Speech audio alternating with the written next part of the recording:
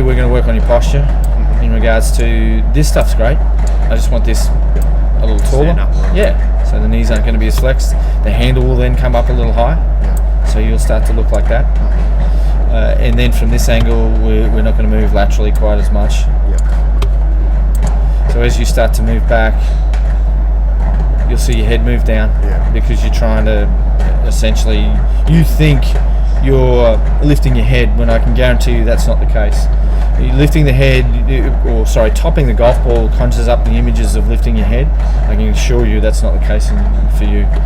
But that's what everybody gets told that's happening. It's more to do with, you can see how far your bum's moved forward here.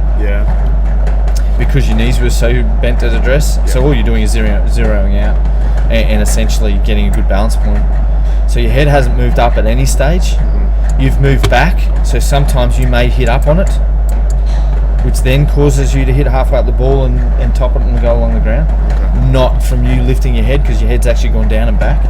So that's got nothing to do with it at all. But perceivably, yes, you top the ball, you're lifting your head.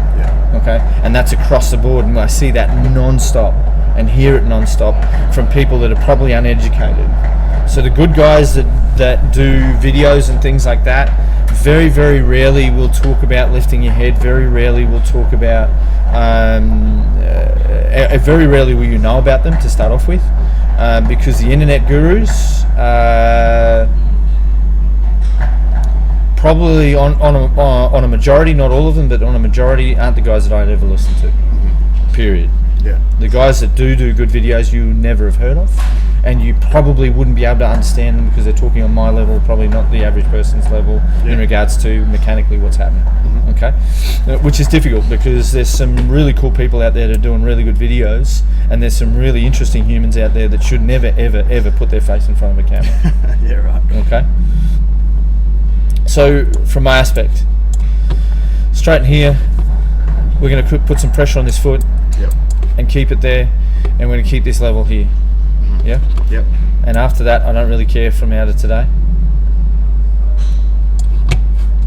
because I mean I can put videos up there of every human out there,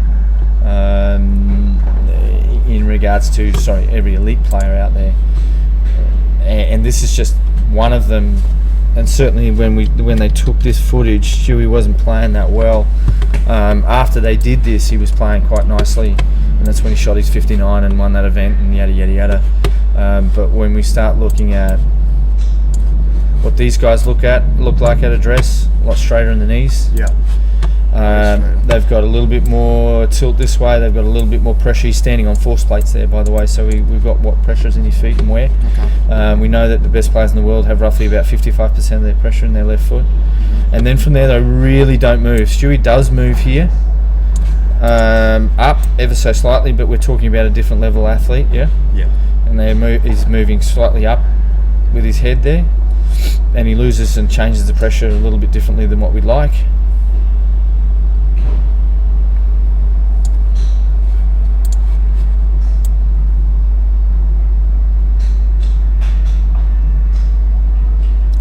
So that's not bad. We're just not forward enough with this upper half because it's moved backwards and down. Okay. And I never get the nice divot.